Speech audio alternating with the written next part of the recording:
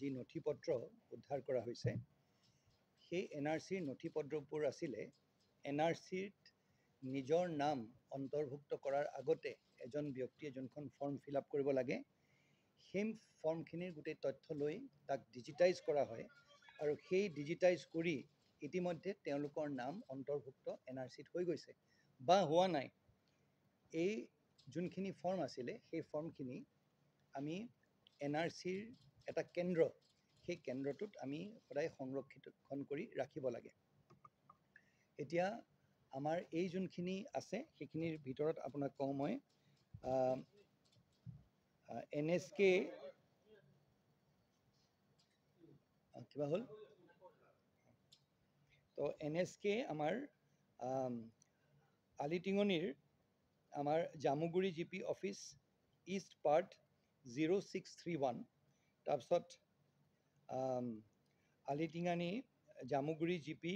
office west part 0633 তাৰপিছত BDO Juria east part 0604 BDO Juria west part 0641 আৰু Rampur Satra GP office east part 0646 এইকেইটা অঞ্চলৰ আমাৰ যোনখিনি হেৰি আছিলে NRCৰ যোনখিনি ডকুমেণ্ট আছিলে ডিষ্ট্ৰিক্ট প্ৰজেক্ট ছুপাৰভাইজাৰ এজন থাকে আৰু ডিষ্ট্ৰিক্ট প্ৰজেক্ট ছুপাৰভাইজাৰ আমাৰ NRC যোনটো সেৱা কেন্দ্ৰ আছিলে সেই সেৱা কেন্দ্ৰটো আমাৰ এটা এই চিঠিখনৰ মতে আমাৰ 2022ৰ ধিং চাৰ্কল অফিচাৰে দিছে 4 ফেব্ৰুৱাৰীত এই বুলি কৈছে যে with reference to the subject cited above I have the honor to inform you that so many numbers of NRC documents have been shifted from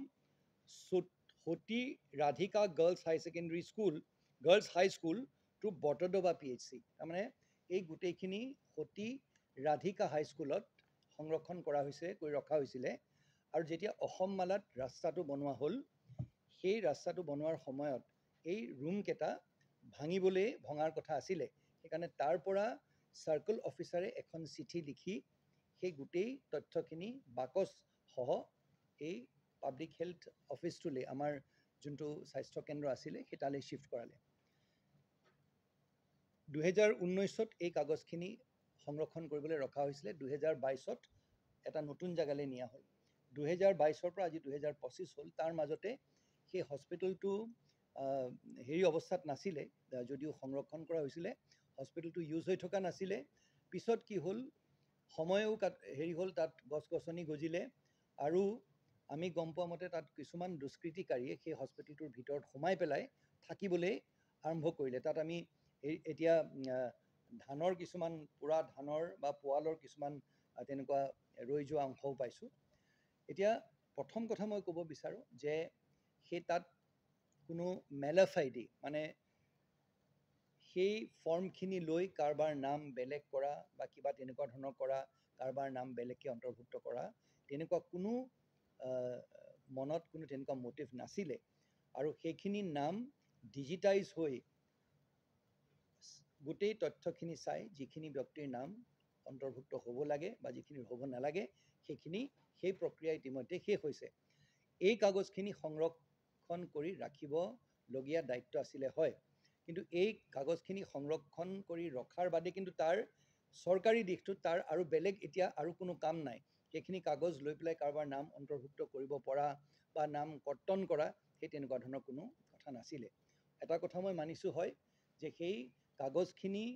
public health চেণ্টাৰটো সেই স্বাস্থ্য কেন্দ্ৰটোত য'ত ৰখা হৈছিলে সেইখিনি আমি আৰু বেছিকৈ সংৰক্ষণ কৰি ৰাখিব লাগিছিলে কোনোবা মানুহ তাৰ ভিতৰত সোমাই আহিলে সেইখিনি সেইটো হ'ব নালাগিছিলে তাৰ বাবে আমি দুখিত কিন্তু এইষাৰ কথাও লগতে আমি ক'ব বিচাৰিম যে ইয়াত কোনো তেনেকুৱা ধৰণৰ ইণ্টেনশ্যন বা মেলাফাইডি নাছিলে যাতে এইটো লৈ পেলাই তাত কিবা দুষ্কৃতিকাৰীয়ে বা কোনোবাই কিবা বেয়া কাম কৰিব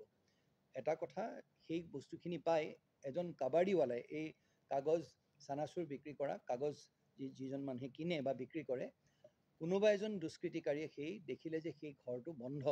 সেই বন্ধ ঘৰটোৰ ভিতৰত তেওঁ সোমাই পেলাই তেওঁ সেই বস্তুখিনি উলিয়াই অলপ অলপকৈ এই কাবাডীৱালাবিলাকক তেওঁ বিক্ৰী কৰিছিলে এই কাবাডীৱালা যোনজন আছে যোনজনে এই কাগজ পত্ৰ সেই তেনেধৰণে কিনি বিক্ৰী কৰে তেওঁক আটক কৰা হৈছে এতিয়া যিজন ব্যক্তিয়ে সেই